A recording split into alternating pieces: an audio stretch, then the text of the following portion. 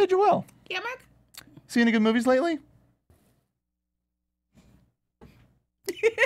That's it. You can roll the intro. Popcorn Talk, featuring movie discussion, news, and interviews. Popcorn Talk. We talk movies. Flawless. Hi, everybody. Welcome to the Popcorn Talk Network. We're here to talk about The Last Jedi. We got a bit of a motley crew here, something that you would expect to see at a cantina. I'm one of your hosts, the internet's Mark Donica. You can find me on Twitter at Mark Donica. And who are all of you wonderful people that I've only met for the first time? What? This is our introduction. Hey, guys. I'm Joelle Monique. You can find me all over the internet at Joelle Monique and every week at blackgirlnerds.com. Hello, it's Neil Plumley. You can find me in places where people are found at the Neil Plumley. That's TheNeilPlumley. Jeez. And I'm Alexis Torres. You guys can find me all over the internet at atorres890. That's ATORRES 890. So, a lot of people had some questions. Yes. What does this mean? There's a particular show title in the title, and all around us. I would like to say we are happy to have this forum to talk about The Last Jedi. But if you want to know the state of that particular show, go and watch the final episode from a couple months ago where we talk about it in length. We don't have that kind of time. We just have to talk about The Last Jedi. Initial thoughts. I'm going to start with Alexis. Hey, Oh, why do you gotta do that? So I saw you were busy. Yeah, that's fine. I was just trying to talk to the chat. How dare you? So I'm gonna be a little a halfway devil's advocate. Be however you want to be. When I saw this twice. So when I first saw it, I actually didn't really care for the movie at that time. I was like, nah. I mean, there were some parts that took my breath away. And there were other times where I was bawling, mostly just because Asian people. But at the same time, there was just parts where I was just kind of like, I didn't know what was happening. Saw it a second time and completely changed my opinion. There were still some parts that I kind of was just like, I don't know why it's here, but it's also hard to see Star Wars films with this guy because then he's very easy to convince me. If you guys don't know, this is my husband. So it was a bit of tug and pull for me, but at the very end, it still gave me the Star Wars feels as it always does, and I still love this movie, even though everybody else didn't for some reason. We're gonna get to that. Yeah. Hey, Neil. This is a very polarizing film. A lot of opinions being thrown around. Don't get how polarizing it is. But I will say my opinion is that I loved it. I felt like it was a return to what a movie is that has to do with Star Wars. Up until this point, ever since I want to say after Return of the Jedi, every movie since then has been a Star Wars movie. It has never been a movie about Star Wars. This has been a movie about Star Wars. There's been consequences, things get written off, just a whole bunch of things happen, and it's basically just like, F you, fanboys. And just forget about what you think about what you want. Hold on. Forget about. I agree with everything. Forget about how you think a Star Wars movie's supposed to go. Forget about how the power structure is supposed to exchange hands. Forget about everything that you've seen in a Star Wars movie, because even though we got set up in a very similar fashion with The Force Awakens from how Star Wars movies have been going, this is a total departure, and I loved it. If you notice he's getting taller, it's because the soapbox keeps getting bigger. Hey, that's my shtick. Hey, Joelle. Hey. So we saw this movie on Monday. Sure did. And we had to live with it for a week. It was hard to be around people. It was very hard to be around people. Like, I got home, and my wife and I were just very quiet. I was asking her about her day, and as she was going to bed, she turned off the light, and then turned the light back on, and then came out and said, all right, I have one question. But, so, from Monday to seeing it again this past weekend, what did you think? Okay, I get emotional at everything, so this is not rare, but my whole essence was kind of stolen by this movie.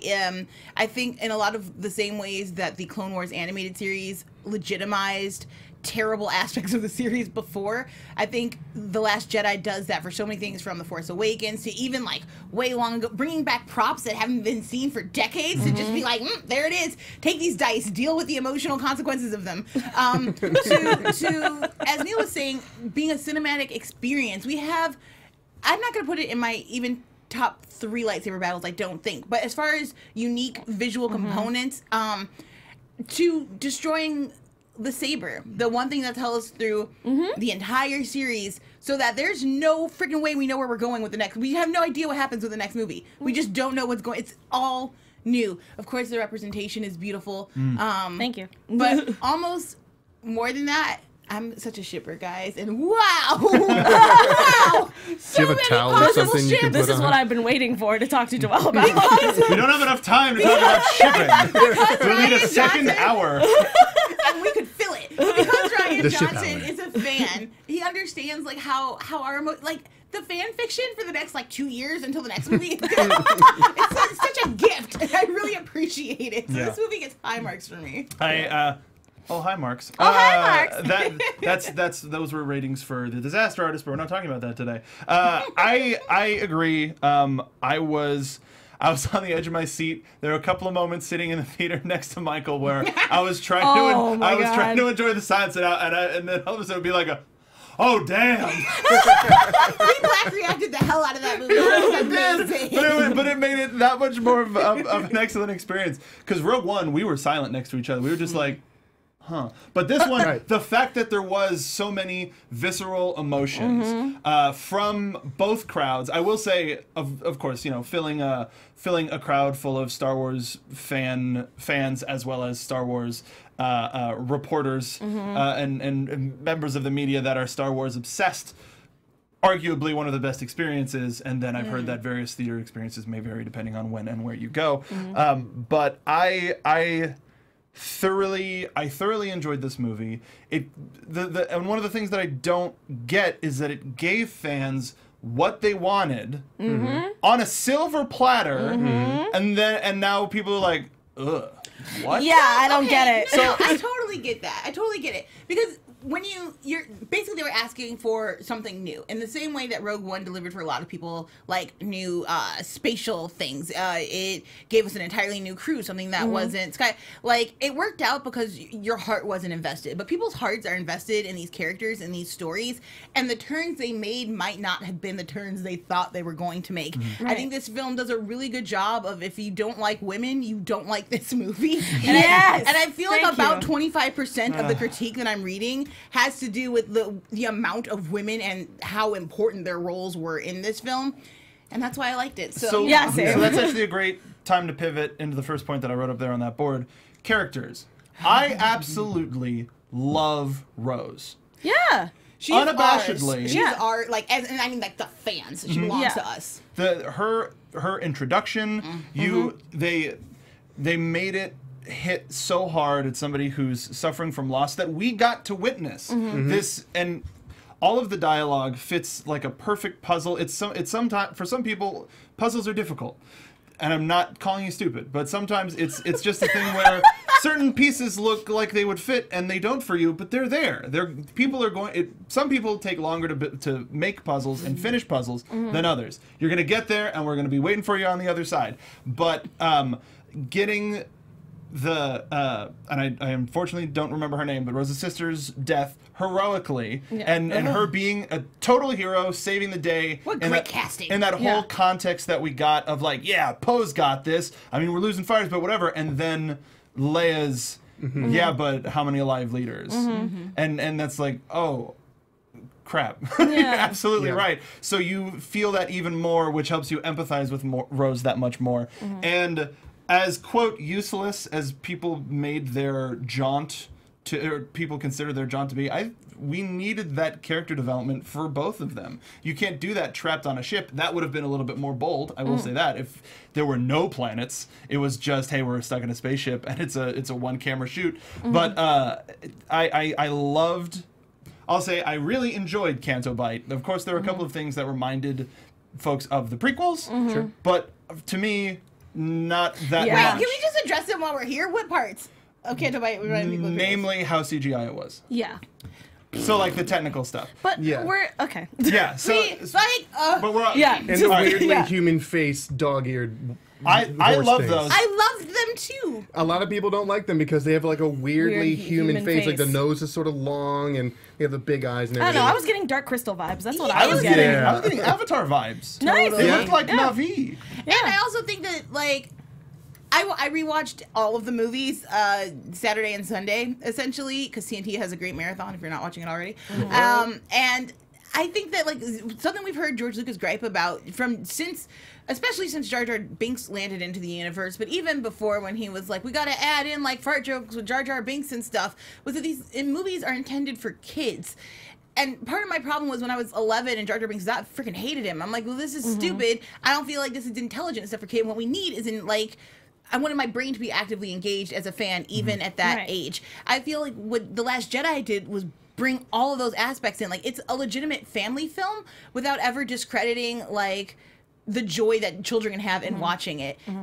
I liked all the animal creatures. I like the fact that we got to see the wealthy and like more of a political aspect. Like war is political, and we get to see how it affects people and how that plays on people. I liked all of those scenes. I mean, and I liked Canto Bight also because the fact that we always try to, at least from past movies, we always try to kind of hide that whole like there is still evil even under all this really pretty stuff that's going on. So I love that even though Canto Bight wasn't like a long sequence or anything, because clearly we were dealing with the rebellion on the ship, but it was kind of nice the fact that it's like, oh, look at this lavish casino, look at all these great people, look at all the races and stuff, and then we get that scene where she has him look through a telescope like to really see the darkness that's happening underneath that. So, and it was just really cool to add that in there. It didn't have to be majorly important, but it was enough to make a stance, and I loved that about that. So I don't understand why people were like, we didn't need that, we could have done something else, you know? Yeah.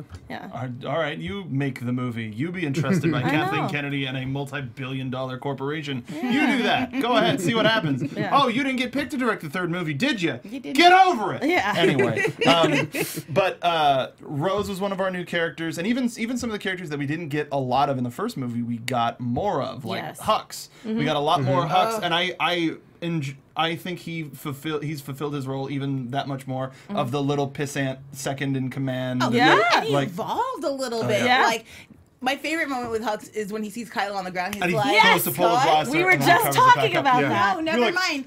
The so clean Nazi of him, it's like... But it's also, like, people laughed, but also think about that moment. Yeah. He is a diehard... Oh, well, I gotta make sure he's dead, because I gotta be next in line for power. Exactly. Nope. You know the power struggle is going to be a main focus between the two of them next film, and I'm really excited to see how they both handle it. Because he turns into a little wimp when Kylo is standing upright, so he's going to need some kind of power shift. I'm interested to see like which direction he goes. I'm guessing people's lives. Probably. Yeah. Now, what did everybody think of Holdo? I loved Holdo. I'll let him go. I loved Holdo because at first you're not supposed to like Holdo. Nope. Because you're supposed to identify with Poe and his cause. You're not supposed to trust them. But that is so interesting to me, and this plays on the point that I was speaking about earlier, that a lot of parts of this movie were written to fanboys. As in, like, Poe is the embodiment of the fanboy. No, let me do it. No, let me take this action. Let me, like, you're not doing it right. This isn't how it's supposed to go. So we blow that shit up. Blow that shit up. So we do that? Yeah. That's what we blow up? No, it's not. I'm so sorry, but turning off General Leia, I was like, what are you doing? Yeah. But he's just like, click, I can't hear you anymore. I was like, no, Poe! That kind of stuff of just like, I don't have to listen to it. Yeah, but at the moment, when you see that, you're like, oh, don't turn off Leia, but also like, yeah, keep blowing stuff up. Like, you're still rooting for Poe to get his job done. But what's interesting is that by the end of the movie, or not by the end, by the end of Holdo's arc, you realize when Leia has that sit down with Poe in the evacuee ship, you realize Poe was being a jackass the entire time, the whole time, and that is such a stark revelation because he's kind of supposed to be like the new Han Solo, I guess, or like fill the void that Han left, not really be like him. And what's interesting is because there wasn't, and this plays on a larger point that I had about this movie, because all the characterization in The Force Awakens was so flat. They had to do stark changes in this movie to even get to where it was supposed to be at the beginning of the second movie of the series. And so I think that what they did with Poe through Holdo was so important because it showed him the leader that he's supposed to be, and that will carry him into the third movie to be such a brilliant part of the Resistance. I also enjoyed Holdo because she dresses like a woman, but there was still strength in her command. I also like that she and Leia get a moment as leaders to have a conversation, and I think it says a lot that their conversation about Poe was like, man, that kid's so scrappy. He's going to be great one day. Yeah. Like we genuinely love him, but woof, firecracker. And I highly recommend, not from a personal recommendation because I haven't read it yet, but the new Leia book has her and Holdo first meeting in like future leaders of the world, or like UN club, something like that. Space UN club. So Space UN Club. Yeah, Space UN Club. So you get a sense more of their relationship, but I think that one tiny scene of them together showed that there is so much more to that relationship. Plus, has there been a more heroic act in Star Wars? And I mean that very legitimately. I mean, yeah, the fact that that scene even happened was enough to literally make. I mean, I don't know how it was for press, but I can imagine just how quiet the theater got, sucked and out of the room. Yeah, just the fact that at least from the 2 theaters that we went to, literally the gasp and then just quiet for like a split second. Because the second time you see it, you're looking for it. Yeah. You're waiting. Like when we saw it Yeah, together, we were we're waiting, sitting in the watching back. people. We're sitting in the back of the theater on the side, and we're literally like looking over the crowd, like, okay, it's about to happen. It's about to happen. It's gonna happen. And it's like dun da da da, and everyone's like, oh my god, oh, and you hear everyone just like, oh my god. Yeah. One person just like whispered like, fuck you. And I was like, yeah. I got my second viewing the moment right before sound returned. Yeah. I got one solid, bruh. And that's a great reaction. Yeah, dude. Yeah. We've got to blow through so much of this movie, but Just so quickly, DJ. oh yeah, I love DJ. DJ is my Yeah. favorite new character ever. Really quick points about DJ. DJ to me is what this entire film is about, which is about fulfilling a promise made to us at the very start of this series, which is that A, there was going to be balance, and B, we were going to have hope. DJ is balance to the universe. DJ is like, I don't know what all of you have been playing at forever, but you're fooling yourselves. Like, there's a much larger world out here happening of people just trying to get through the two of you, like, destroying each other. That to me opens us up to the kind of world that I've been wanting to see in Star Wars. It was like, what is the little people like looking up? Like, there are giant ships in the sky, and I have nothing. I don't have a saber. I don't have a blaster. I have no bombs. Like, I am just here. I love that he's willing to trade them. I love that he is also willing to help them. I love that he clearly has a heart, but it's like, look, at the end of the day, it's me or everyone else, and I choose me. Yeah. So apparently, Great. DJ isn't his name. It's what he goes by. It's a call sign which represents "Don't Join," which is a throwback to a promotional poster for an Elvis Costello album, of which Rian Johnson is a big fan. Ah, that makes So sense. Okay, the Ryan. metal plate on his head or on his hat says DJ, and that's the only reason he is referred to as DJ. And the "Don't Join" aspect goes further into his character. Right. Oh boy. The only way to win is to not join. Yeah. Great character. But Benicio del Toro has a very specific accent and a very specific way of speaking, and he threw all of that out the window. Yes, he did. And became this new iconic character, even though he was on screen for maybe 15, 20 minutes. And I can't wait to see more from him. I 'Cause need more from him. I would highly doubt that we haven't seen the last of him. I don't know, we might. At least be maybe in devastated. these movies. Yeah. I'm just hoping we can see him later on in something else. Disney's got a all of you series or under a book. contract, Yeah. new animated series. A lot of the actors come in to do voices. I'd be okay continuing DJ's series there. And speaking of books, Canto Bight reminded me of a scene from a Star Wars book. Oh, cool. Oh, Like, okay. oh, this is something, reading it and going, oh, this is something we'll never see on screen. And we did. So I was very fulfilled with that. All right. Well, who's another good one? We lost so much. We lost Admiral Akbar in this movie. So Yeah, that fast. was so quick. So fast. Yeah. Devastatingly fast. But I also understand because we had Leia's greatest moment in history. Oh my God, guys. Okay, so let's bring up that scene because a lot of people had issues There's with some it. contention with it. There is some contention with that scene, and let me tell you, one, there has always been the fan theory, the fan idea that Leia has some sort of Jedi abilities or Jedi powers. Luke Skywalker, in this movie, mentions how the Force is not owned by the Jedi, and to think so is hubris and selfish. Right. And as we see at the very end of the movie, with the little kid grabbing the broom, it's little and even Ray. Dude, my God, my wife didn't see that. She was like, She didn't "So what see did that? you think of the little kid? Oh, what? He was just sweeping up." What? I was like, meant, "No, he like pulled the thing. What?" There's like 8 people I talked to who are like, wait, the kid had the Force? I'm like, his broom just flew to him. I think it was just because it was so dark in that corner and it was so quick that people just weren't paying attention. Dude, the theater on Monday was like, "Oh." yeah, that's exactly how we were all. But so all of that, and even Ray saying it's something that I've had all along, but now it's awake. And this is a woman who has had that for how many years of her life? And God, her bloodline too. Just Exactly, and that's another Yeah. thing is they put such an emphasis on the Skywalker bloodline and how much potential it has to where this.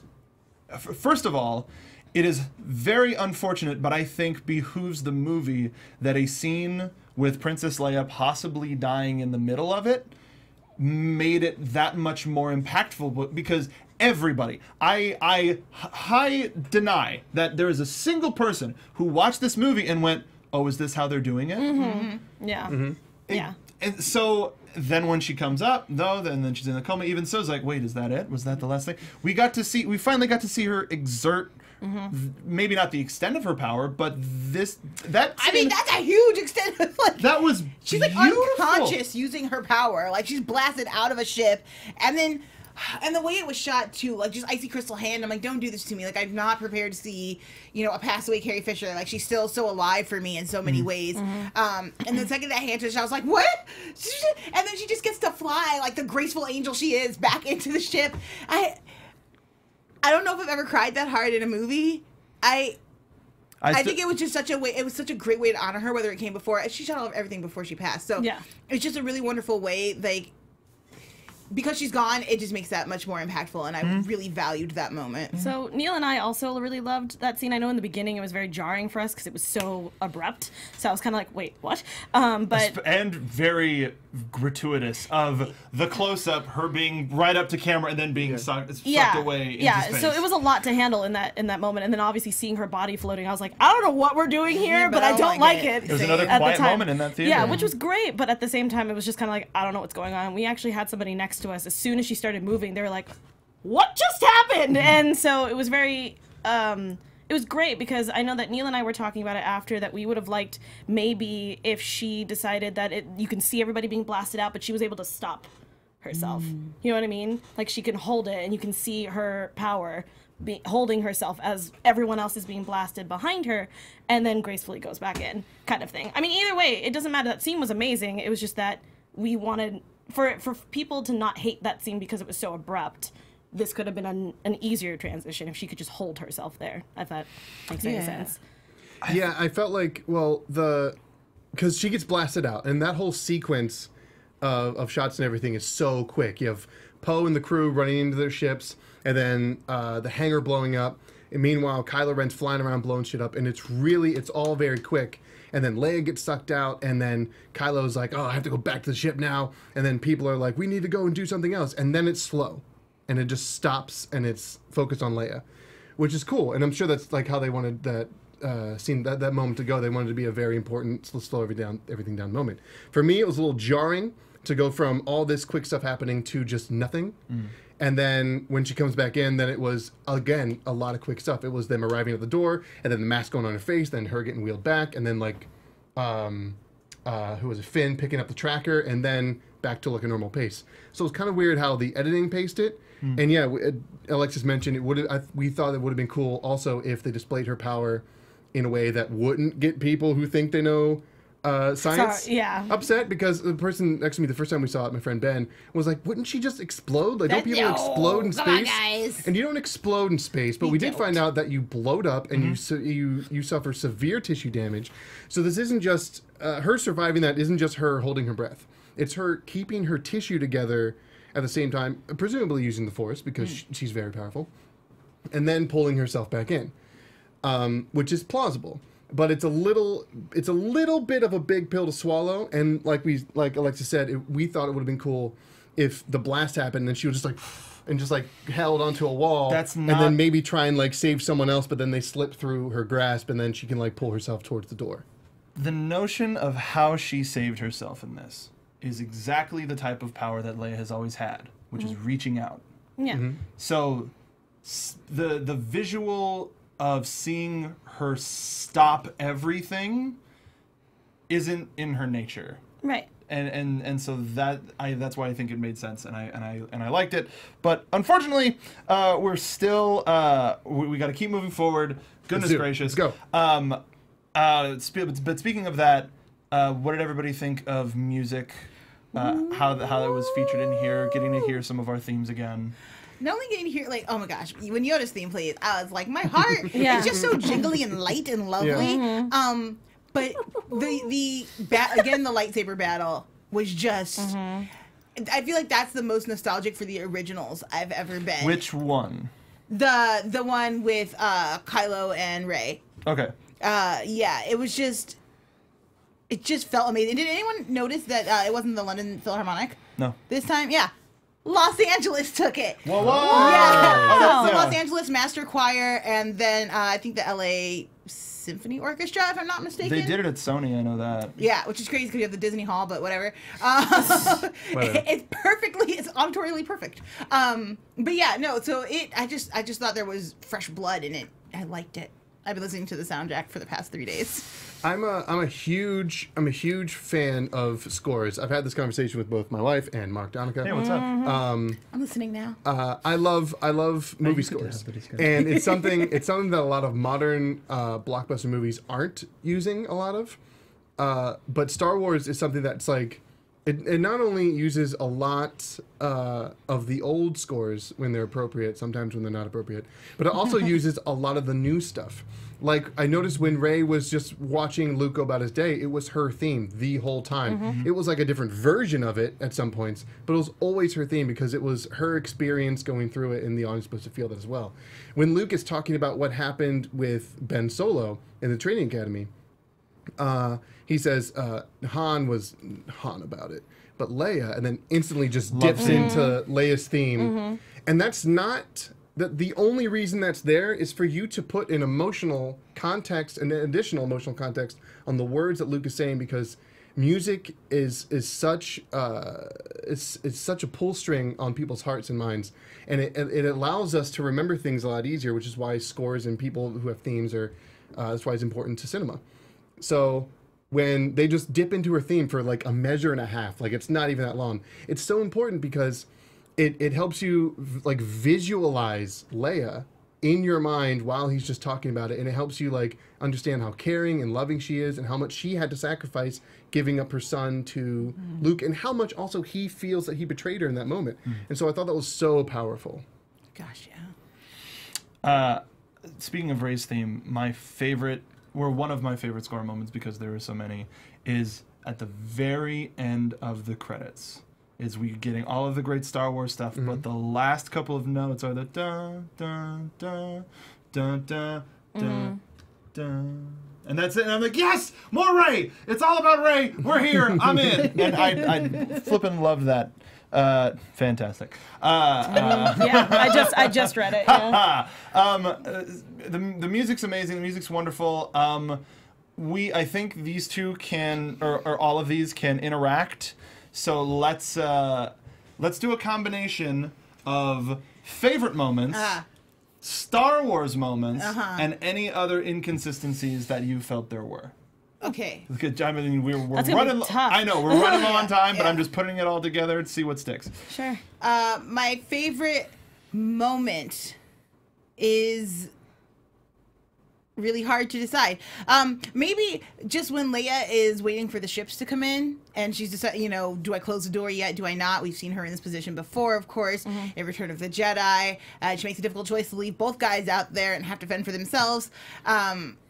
And to see her do it here and not only get the victory, but that just gorgeous moment of her eyes. Like, to me, that's all the years and culmination of what Leia's been through. Like, Leia has been through it. Like, not just from losing her parents and being orphaned, but to watching her planet explode, even after making the terrible decision of having to betray the rebels too. Now in this moment, she's lost the love of her life. She's lost her son. Nobody knows what's going on with Luke at this point. Like, it's a lot, and you feel that entire burden and weight. And for her to still be so, like, chipper and Leia about it, my God, it's magnificent. My favorite Star Wars moment was the training, because I wasn't sure we were going to get it. I honestly, truly thought Luke was going to go dark side on us. I'm glad that he didn't. But the moment where Rey is on the rock and he's like, reach out, and she's like, I got this. Oh, you must be strong as a bullet. Playing a prank on her. It's so like quintessential, like young, like teenage Luke. It was wonderful. Like you're like, oh my god, he's still in there somewhere. But on top of that, that's the kind of mentor-master relationship we've seen duplicated throughout time. You know, between even like Qui-Gon and Obi-Wan have this constant like jokey, bickery back and forth. And even though he won't get to be her, you know, won't get to teach her all the way through to like Jedi Knight or anything, it's that moment kind of really instills in her the essence of being a Jedi, which isn't just about, you know, balance or about doing good, but it's also about camaraderie and partnership. And so I like that a lot. Issues or inconsistencies. We want to come back around? Yeah. Okay. Neil, what do you got? One of my very favorite moments was everything that surrounded the dark side of the island. I loved that so much. It was creepy. It was enchanting almost, and also with Rey in looking into that like crystal wall, whatever it was so cool. Yeah, I loved that with like all the snapping. Oh, God. And we were discussing it after the movie, like what the hell did that mean? And we're trying to break it down, and we sort of arrived at somewhere where like what happened before will happen again, and that's, you know, the whole repetition thing. And also when she has to see her parents but just sees herself, I think it shows her that if she follows the dark side, she isn't going to find her parents. She's only going to be herself. She's only going to be alone. And that's why she comes out of there and she's like, I've never known loneliness like this. I've never been so lonely in my life, or something like that, because I think she noticed that if she went to the dark side, that she would just be alone forever. And all that pain was way too much for her to handle. And I love that moment so much. One of my favorite Star Wars moments was the grand finale fight between I knew I was gonna get down. between Luke and the First Order. Between Luke and the First Order. No, that was the fight between Rey, Kylo, and what do we call those? The Imperial Guards. The Red Guards, First Order Guards, the Elite Guard or something. Because they were so cool, and they were using actual fighting forms, and it was brilliant to watch. Bringing the whip in, like that. Yeah. That's what you do. Yeah, That's what you do. My heart was fluttering. But as a martial artist, I was like, "That's how you do it." The music, the stark red, and then the fire of burning the past down. Yes. Like there's so much imagery and symbolism in almost in every shot, and I totally agree. But one of my favorite things is people say the lightsaber fight, this lightsaber fight.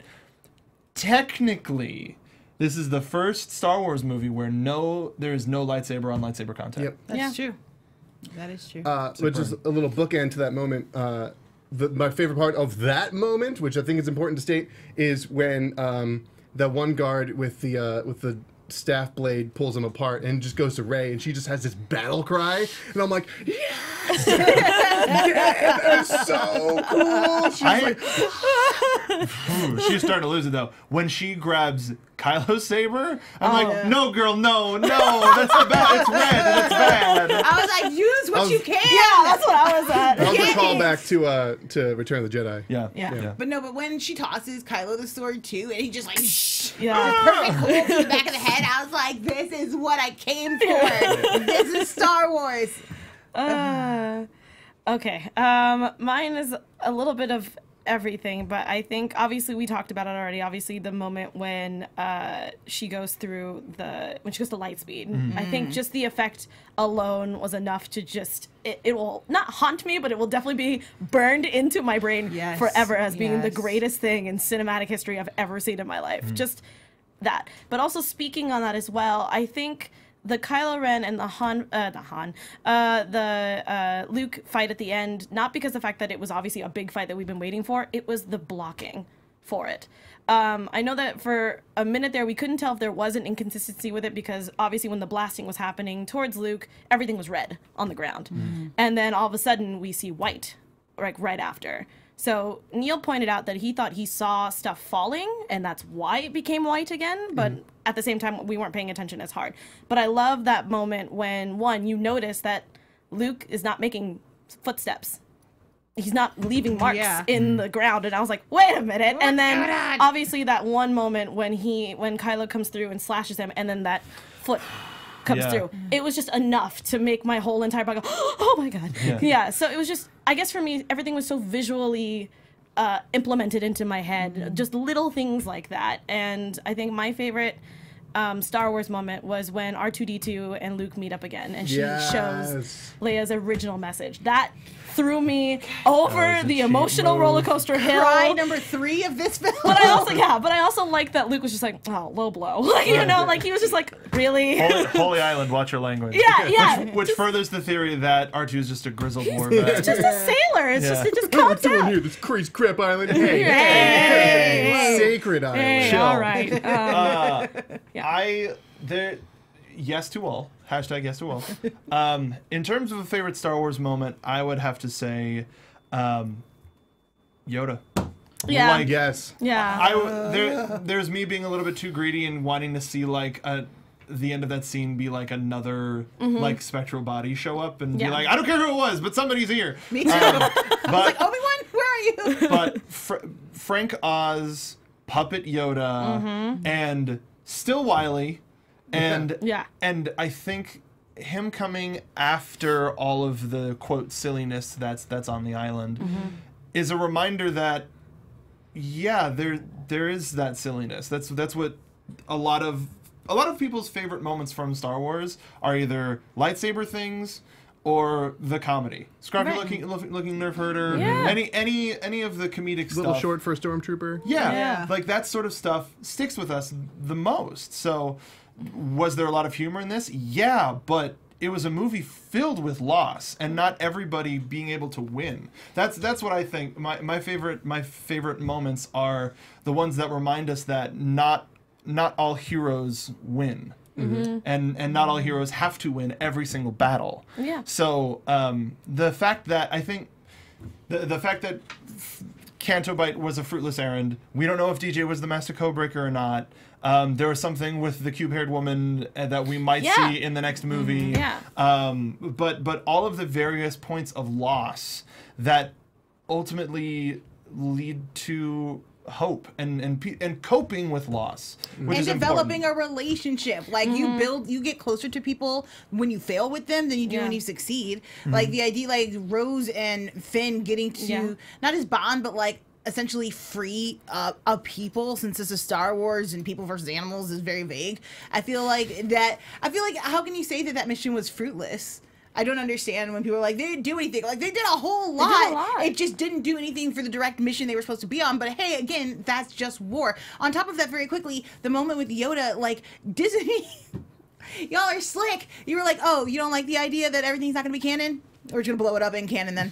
Like, we take away your head canon and we just deliver ours. What a beautiful, great moment to just bring everyone to the same page no matter what. But that's the thing, is one of the main themes of this movie is moving on.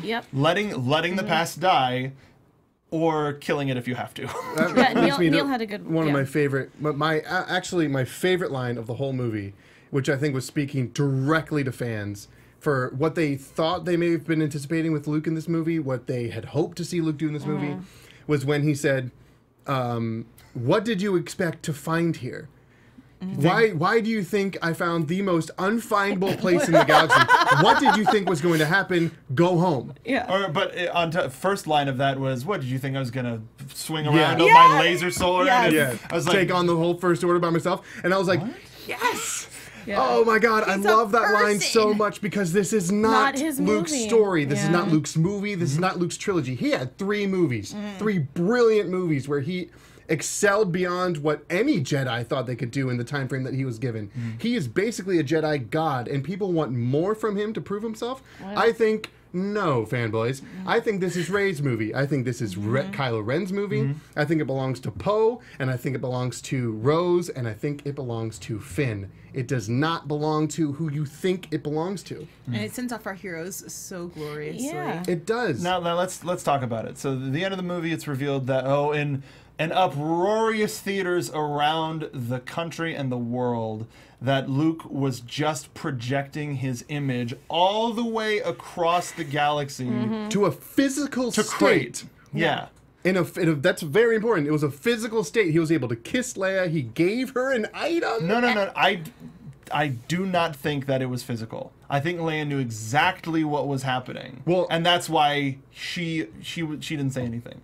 Well, yeah. Well, that's why she left. She leaves the token behind too, because we Yeah. see it disappear in the dirt. The token makes sound. Do you guys know what the token is? When Kylo Ren picks it up. Yeah. It jingles. The chains jingle. So I think it's a physical manifestation, but temporary. Okay, regardless. Holy crap. Holy crap. What an amazing show of power, because we got to see him face off with Kylo Ren. And people thought, oh, that was so cheap. Why didn't he just show up? He says it himself. If you strike me down in anger, I'm going to be with you just like your father. And that's how he wins. He knew that it wasn't a battle that he could win physically by being there. Yeah. And by doing that, the legend of Luke Skywalker grows even further. He could still be out there, according to the galaxy, and only a few people know that he's not. So that re-sparks the hope, the exact thing that Rey went to that island for. And, oh boy, is Kylo pissed. On top of that, in a very personal way, we've only seen masters strike down their apprentices. Yeah. Like, if you think about all of the masters we've seen, they all have to turn against their apprentice. It's heartbreaking and awful. And he found a way to do it in a way that was not just... It was a teaching moment. Like, I'm still your freaking master. Like, I still educate you, even, like, from thousands of miles away. I think that's an incredible... And he does exactly what Yoda tells him to do, which is essentially break the cycle. Like, it's over. You know what you know. There's no more studying. You don't need to destroy the Jedi either. Like, it's just move forward. And he was able to forgive himself for almost striking Kylo down. Like, just everything about that decision was brave and amazing, and it's why he gets to get released in peace. Like, when those two sons come in, that is my favorite moment of the movie, is the reveal of the two sons, and now you think back to, why do you think I picked this island? Because it's in the middle of nowhere. No, because it reminds me of home. I can see the twin sons that inspired me to go on this journey, and it's bookmarked from episode 4 to this. We end at the beginning. Yeah. It's circular. It's like poetry. It's like they rhyme. As soon as that song comes in. Hi, George.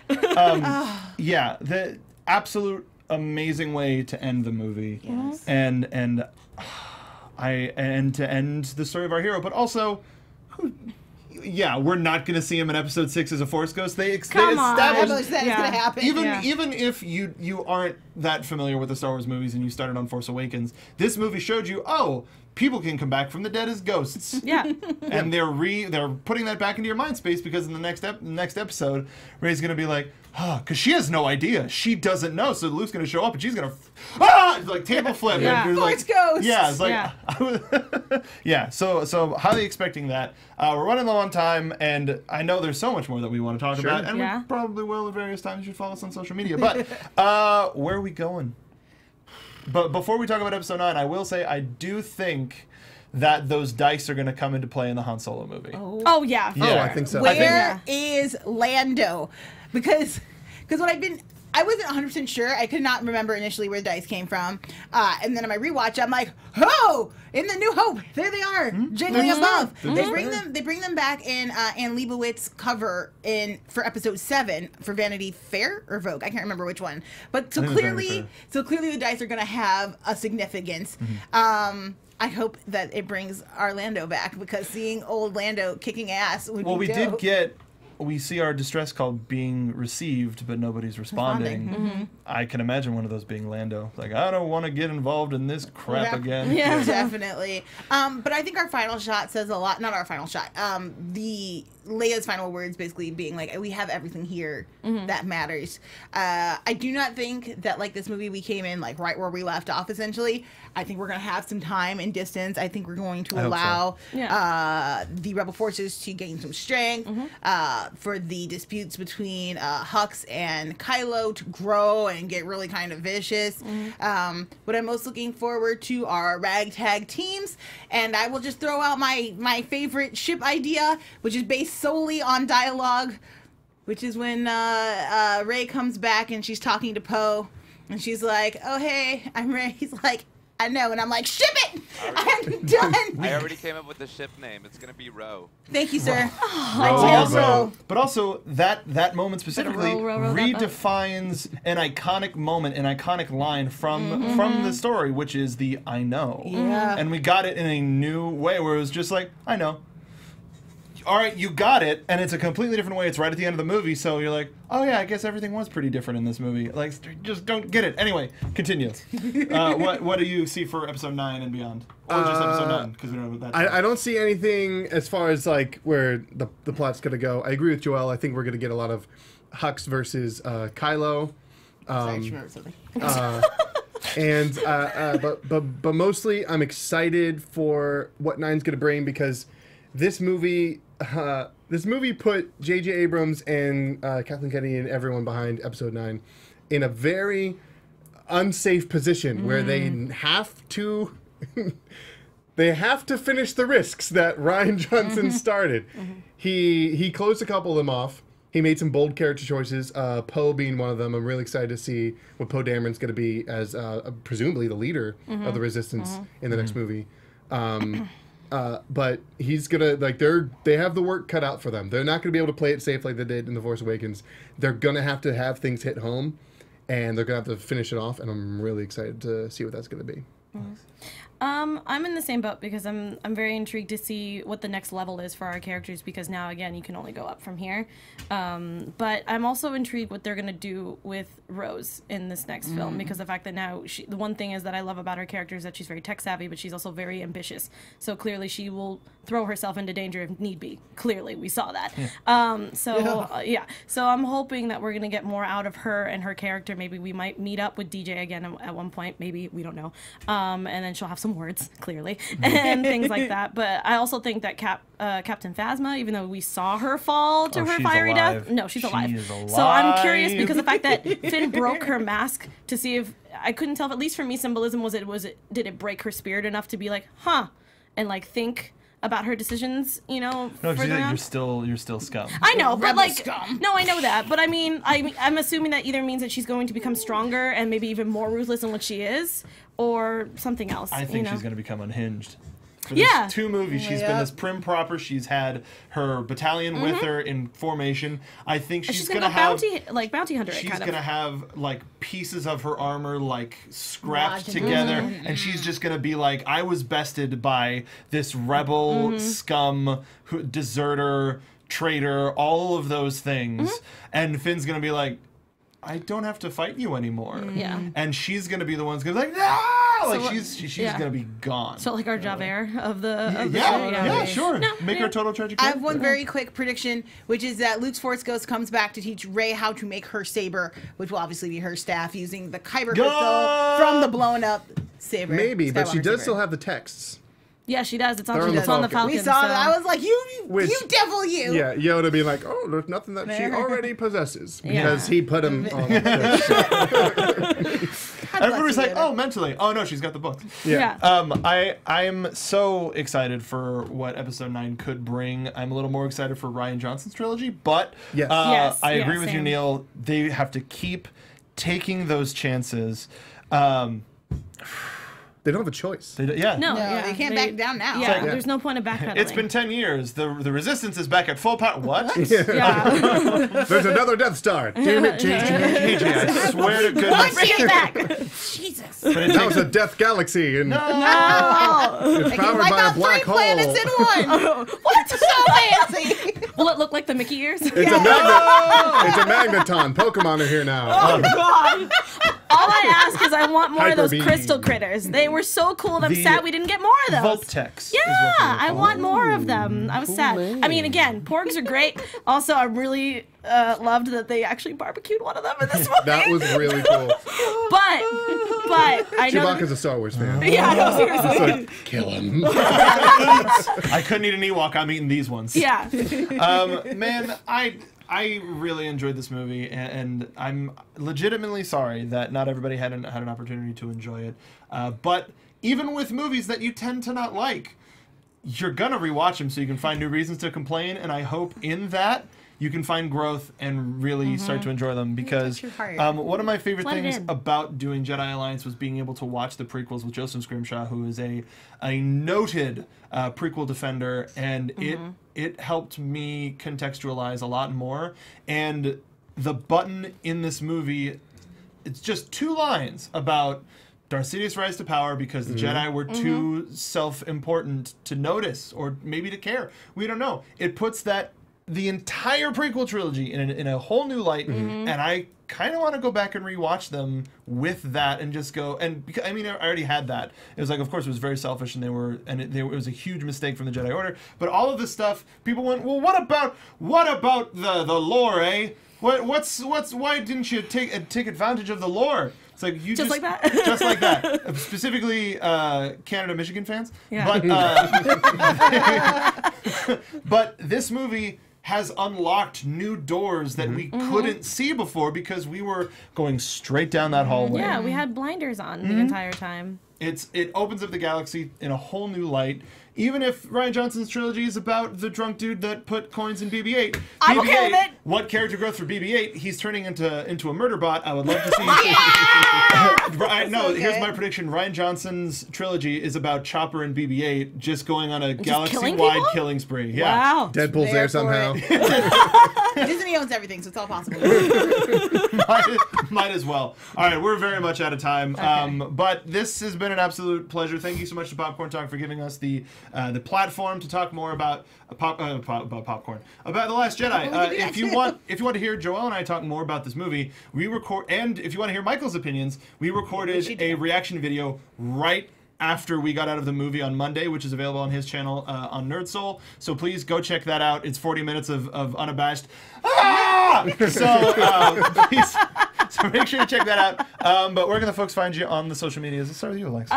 You guys can find me and send all of your hate about this movie at atorres890 because I will fight you. But also, all of my shows are on holiday, which is not a big deal, but I still love to talk about them. I'm on a new show with Yale talking about the librarians. I'm not here this week, but I'm definitely here for the rest of the holiday.